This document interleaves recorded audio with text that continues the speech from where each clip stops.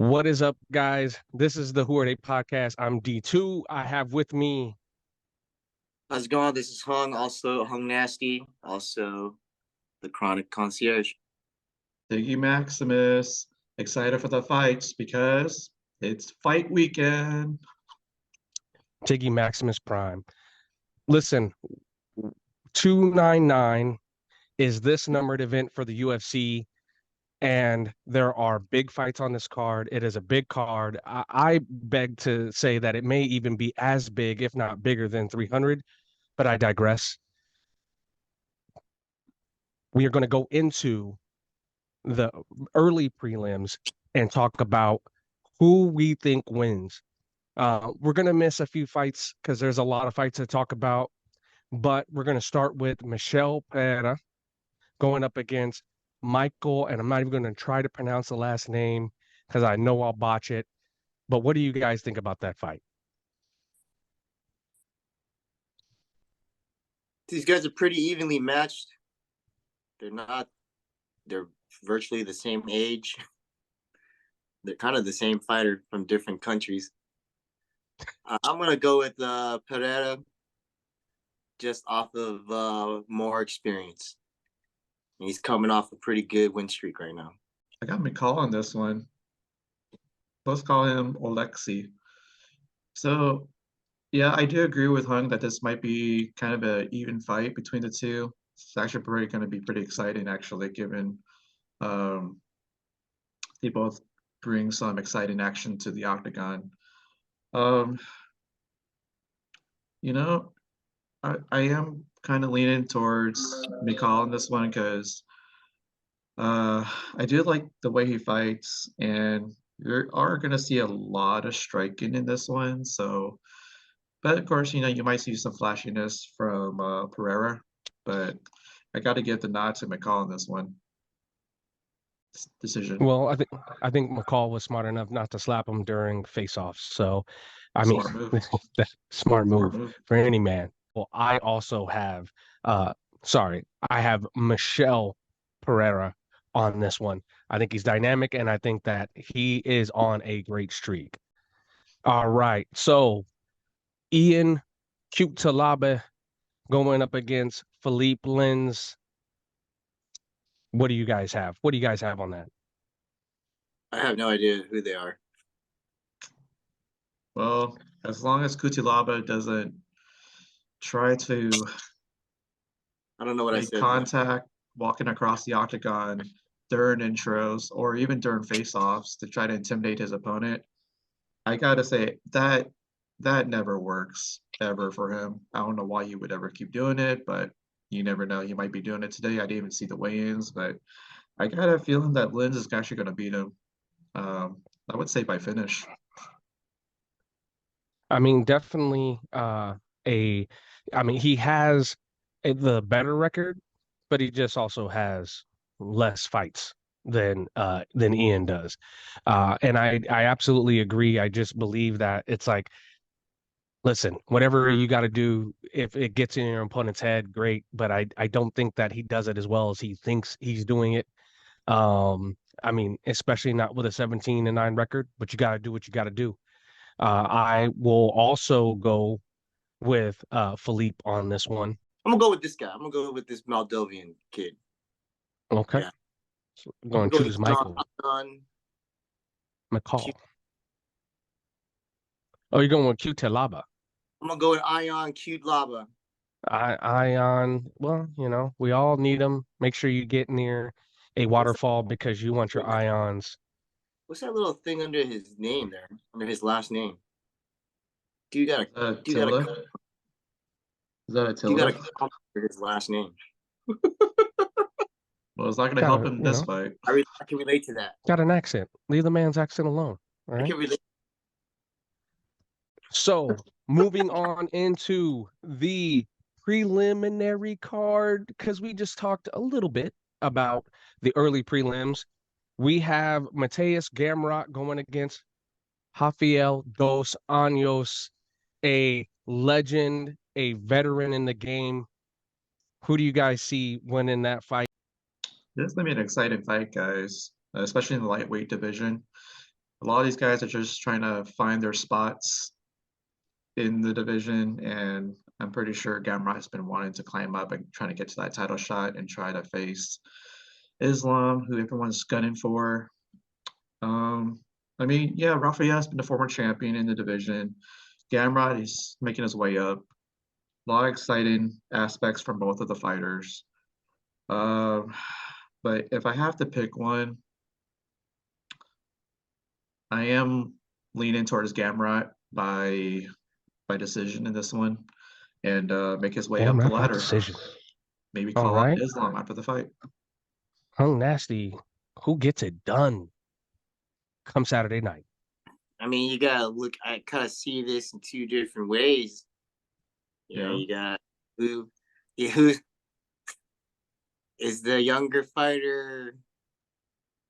The Polish fighter in Gamrot more. Is he young? He's younger, right? He's got to be younger. Everybody's younger than RDA. Yeah, 33 versus 39. Is Gamrot more hungry to win than RDA's more hungry not to lose? That's kind of where I'm at. Yeah. Is RDA in a position psychologically where he's trying not to lose? And is that going to outweigh, or is that going to be enough to get past Gamrot's hunger to win? And that being said, I think I'm just going to have to go with Gamrot. I agree. Okay. I'm I going will to say all this. emotion aside and just go with the younger, more up and coming fighter. I think this might be RDA, one of RDA's. I think he's just playing a role right now for the UFC. I think he's kind of gatekeeping here. He's gatekeeping. He's being fed to the young lions. Now, part of me, gatekeeping to the division. right? Part of me wants to go against you and say Rafael dos Anjos, but then you look at Mateus Gamrot's record, and you look at what he's capable of inside the octagon with a 23-2 record. It would be almost insane. Now, with a 32-15 record in Rafael dos Anjos, but knowing how skilled he is, knowing that he's a UFC veteran, he's going to be used to the lights. But Gamrot's also been in the UFC for a while, so I will also choose Mateus Gamrot for the win. So we all agree. We are in agreement. So, Caitlin Chukagian, Macy Barber. I like this. I like this fight. And I think that there is no way that someone does not get hurt in this fight. I think there is no way that you don't see either a submission or someone getting knocked out. What do you guys think? Who wins this fight? May have to go back and refer to it, but yeah, I think this Caitlin girl's gonna. I think I made my bold prediction stands. Whatever I like that was. Chukagian, but I guess she has a new name now. Sir Minara. Kudos. Nice. Well, She's a Tony. karate background. I mean, so Caitlin for Tiggy Max, Caitlin for Hung Nasty. I am going to go with Macy Barber. I think that this is a toss-up, as close as toss-ups get. I think that Caitlin Chukagian is still a dog in a fight, but I just think that Macy Barber hits like a truck in the women's flyweight division, and I think she will get it done. So we've gotten Caitlin Chukagian, we've gotten Macy Barber. So then we're moving on to the heavyweight division. We have Curtis Blades going up against Jalton Almeida. Tiggy Max, who do you see winning this fight? This is one of those fights I've been looking forward to. I've always been a big fan of the heavyweights. I can see Curtis Blades winning this, but he does kind of have a glass chin. And I've seen Almeida fight, and to see him take out guys like the Black Beast and some other guys, and I'm very impressed with Almeida. This one is one of those great fights. It's going to be pretty exciting. I don't think this is going to go 15 minutes. I think there will be a finish, and I I am picking Almeida by KO. All right, Hung Nasty, you know what to do. I think I said Curtis Blades was going to win this fight by a very, very close margin. I think that's going to be the way it's going to be. These guys are pretty closely. I mean, aside from record, yeah, these guys are pretty closely matched. This is good. These are good matchups. They're doing their work over the UFC, huh? It is the reason why fights are exciting is because the matchups. I think It Curtis really Blades is. beat this one out. Now, I will say, so you pick Curtis Blades. I think I think this is that's a little bit of, well. what was that? I think that's what I said before. Also, I believe so. I think this is a little bit of cheating on my end, but I did see a video of Jalton Almeida wrestling with DC, Daniel Cormier, and I mean, it almost seemed effortless for him to pick up DC. And after seeing him fight Derek Lewis, I think I am going to go with Jalton Almeida.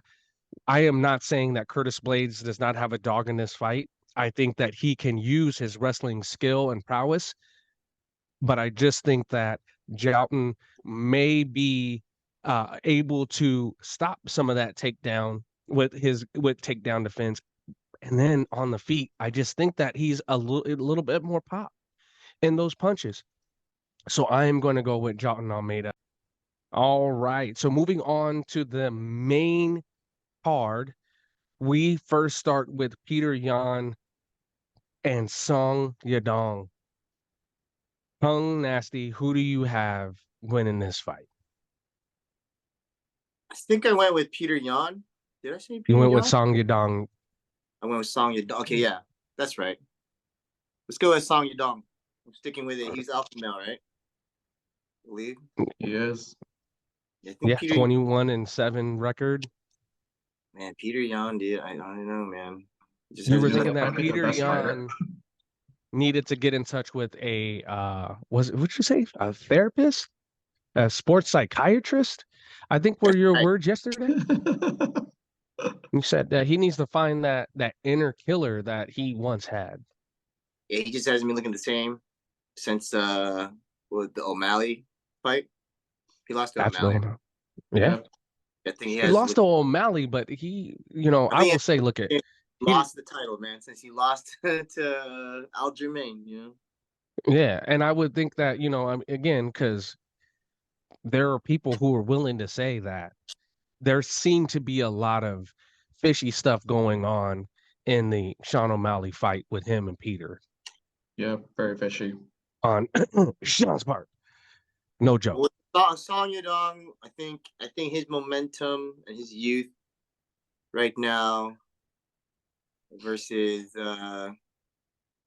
Peter Yan's need to win and to get back to his former self. I think it's gonna outweigh it. You feel like this is the reverse role of him going up against uh, Jose Aldo. Um, and I really honestly would probably agree with you that Song Yadong more than likely etches this one out. I don't think that it will be anything crazy, but I do think that he does edge this one out. Like both fighters, I'm a fan of both, but I do feel that this fight in the bantamweight division, Peter Yan does need to win this fight because he can't keep sliding down the ladder. But I think he's going to do well. This is probably going to stay a stand-in. I do like Peter Yan striking better than I do Song Yadong's, and I think this will probably go 15 minutes. But I think Peter Yan will win by decision. Peter Yan by decision, huh? I like it. I like it a lot. We move to Gilbert Burns, Dorino going against Jack Della Maddalena. And again, this is definitely the whole thing of what comes first, the chicken or the egg, and is it more about youth or is it experience?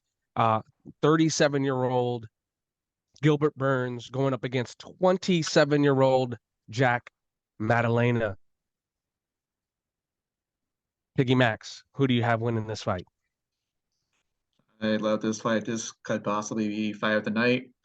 Um, I do like the way Jack fights, and I feel that he's gonna uh he's gonna finish Gilbert Burns actually by TKO, probably first round. Okay, all right, Mr. Nasty, I you think or Wisdom? Burns is gonna win. You think Burns is going to win Gilbert Burns is gonna win. He might even tap him out. with a Joker laugh at the end of it? Is it going to be bad? It's going to be bad. I mean, the way you're laughing is like this is going to be bad. And again, I think Gilbert that's Burns. I think this is the type of fight made for Gilbert Burns. He's been the older guy. yes. I'm trying to look at what would separate the two here, you know. Is he another gatekeeper? Is he another one of those? You gotta Well, prove if you're good, yourself. If you're you good want to enough. stay, Gilbert Burns. if you want to stay in the UFC in that division, you got to beat a guy like him. Well, you know, listen, I think that Gilbert Burns is nothing if not an exciting fighter to watch. And I'm gonna go with him. I'm gonna go with you on that. I think that Gilbert Burns gets it done. Just I'm hoping so. I think that Jack is a phenomenal fighter. I mean, he's definitely on his way. He's definitely got the belt in his sights. And I think, like you said, maybe there's a little bit of gatekeeping going on, but is it really gatekeeping if you don't win? I'm gonna go with True. Gilbert Burns. Yeah. All right, and this is what we all came to see. Does MVP get it done against a guy like Kevin Holland? Hung Nasty, take it away. Who do you have in this fight? MVP. I'm going Kevin Holland. Go Riverside. Bellator. Stupid. Yeah. I mean, not Bellator. I actually know fighters who fight in Bellator. That was crossing Oh, the so now line. you got to be nice. But One of the fighters might be following me. I don't think that shit's gonna work. He's gonna find out real quick about the UFC. Are you telling me that there are levels to this? Yeah. I don't know. I'm not an MMA fighter. Let's just say that Kevin Holland might be a gatekeeper too. If you want to make it in, you got to beat a guy like him. Well, you know, I will keep it short, simple. Actually, no, matter of fact, Tiggy Max, who do you have? Who wins? Okay, so in a way, I actually do think this fight is actually going to be pretty exciting though.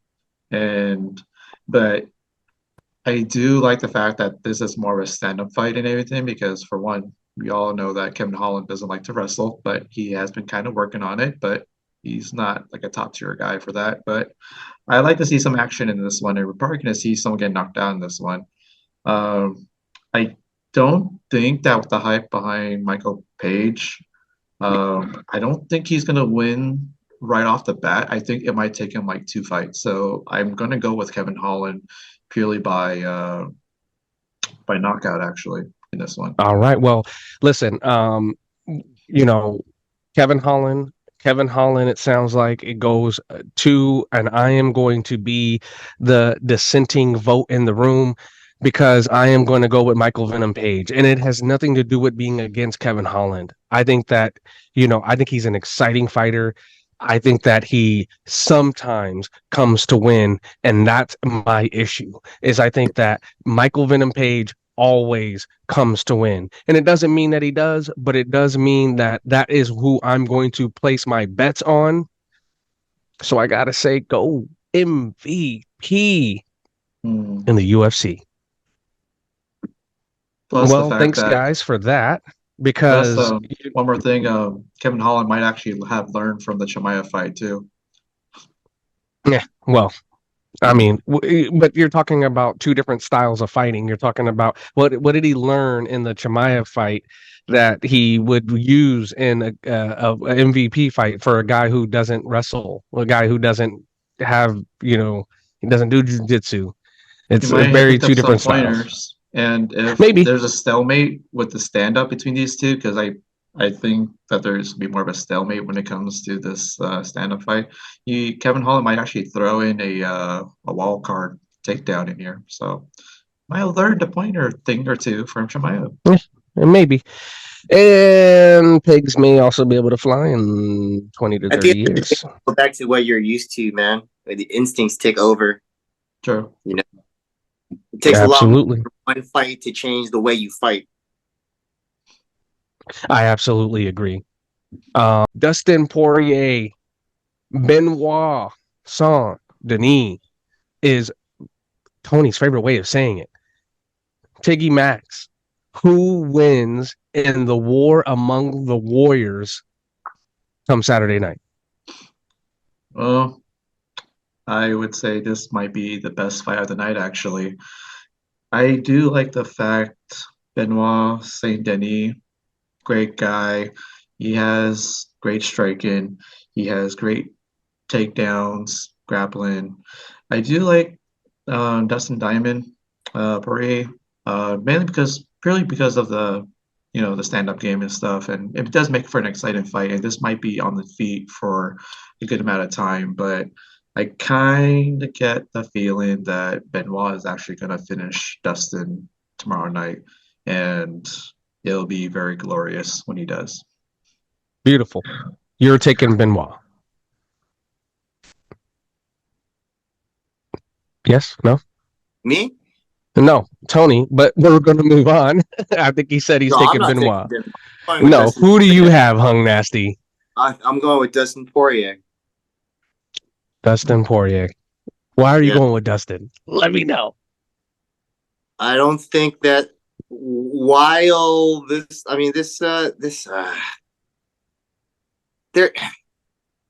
a lot of people get. I think this is probably going to be this is the biggest fight for Benoit. Benoit. Benoit Saint Denis. Mm-hmm. This is like I don't think he's had enough time in the big time lights. Mm-hmm. Gonna get that shock of the big show. He is not ready for a co-main event, is what you're telling us. Been in there time and time again. You know, he's gonna talk that smack. I don't think Benoit is gonna be able to deal with that. Coming He's out got party. a lot to deal with, you know, being in the UFC at that level on that card, on that part of the card. And then after you get through all that, now you gotta face Dustin Poirier. Mm-hmm. Yeah, it's a tough one. He's only had 2 pay-per-view cards. He's fought in this thing called Brave Brave CF, whatever that is. And then his last fight was UFC 295. Yeah.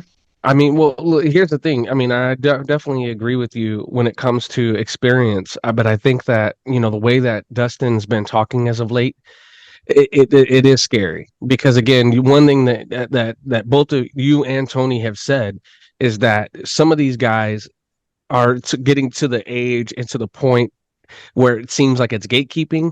And when you start talking about knowing that you're getting towards the end of your career, and don't get me wrong, I know that Dustin Poirier is the warrior. I know that he's the Prince of War, but he's talking about, you know, seeing the end of the tunnel. And when you have a young, hungry guy like Benoit who's like, look, I want to go for gold, it's really tough not to choose him. You know, ever since the Habib fight, you know, I've definitely been on Poirier's side, but I got to go with Benoit Saint Denis. I think that, like you said, I think it's just another like great veteran, big name that is being fed to the young line. This is called Vice City. We have Sean O'Malley, and he is fighting Chito Vera. I'm gonna go with Chito Vera on this one. I think his motivation to win the fight outweighs Sean O'Malley's desire to defend the belt. Sean O'Malley's on his own hype train right now. I think he's distracted, more distracted than he appears to be And Cheetah's fighting for something immeasurable, way beyond the title for Mm, Cheetah. I like that. I like Cheetah's, that. I think Cheetah's more ready for his moment than Sean O'Malley is ready to spoil that moment. Mm. Tiggy Max, who do you have winning that fight? I like this fight too. You're going to see some really good striking, but we're going to see a whole crap load of leg kicks in this one, which might um, keep Sean O'Malley pretty honest, knowing that that's actually coming from this guy's repertoire. And Sean O'Malley might be very focused on not letting a deja vu moment happen again, where he gets ground and pounded after some sort of like ankle injury that might have led to the O'Malley getting finished by Chito Vera. I mean, I can see if this is going to keep standing up and somehow Sean O'Malley actually does avoid damage from the leg kicks, and yeah, I could see him actually probably outstriking Vera, but I think Vera's going to throw a couple things at him, and O'Malley won't be able to manage, try to figure out which one is which. And I think Vera is actually going to end up probably winning by decision. This actually might actually go 5 rounds, actually. I'm probably thinking 4-1 Cheeto, unanimous decision by Vera, and Cheeto is going to end up being our new bantamweight champion tomorrow night. A lot to be said when it comes to, Sean O'Malley, his rise to this meteoric level of fame in such a short period of time. His mind frame is what usually worries me the most when someone says, I haven't lost, and you can believe that. Listen, you can believe anything you want to believe. My parents used to tell me the world is your oyster. You can become anything you want to be. But when the record book says that you have a loss on your record, the one thing you can't become is undefeated. With that being said, I will say that, I wish that it would have been one of those things where he said, hey, you know what? I don't believe I lost. The loss is on my record. That's fine. It will not happen again. At least that would have seemed more believable than a guy who walks around and says, oh, I've never lost. I didn't lose. That was a fluke. That'll never happen again. Because the likelihood of it happening again may be small, but it's not that it can't happen again. And even if it doesn't happen again, Chito Vera could still tear your leg up. Oh yeah, that for sure. I'm gonna go with Marlon Chito Vera for the win. I think on that, I think we are all I think we all have rallied around Marlon for this one. Listen, I did say one thing, guys. Yeah, I think he's gonna TKO him. You think he's on TK? I wouldn't be surprised. Elbows to the face again? I don't even be surprised if O'Malley doesn't answer a bell. Well, I'll say this. The one thing about it all in the end is, again, he could really tear those legs up. And I think, like you said, Marlon is fighting for something maybe even bigger than a UFC belt. And there's something told me that once Sean O'Malley got the belt, and people will say you're a hater. Listen, I hope that this comes out. I hope it's a great fight. I hope both men fight their hearts out. Whoever wins, I will be happy for. But I just honestly did not believe. I honestly did not believe. Come from me in the comments if you will. I did not believe that Sean O'Malley would defend his title more than once. And I think Cheeto will be the man to rip it all away. Well, listen, guys, if you've made it this far, there is nothing more that we want to do than thank you for listening, watching. Make sure you participate by going to the comment section and telling us how much you think that Sean O'Malley is going to win. Listen, this is the Who Are They podcast. I'm D2.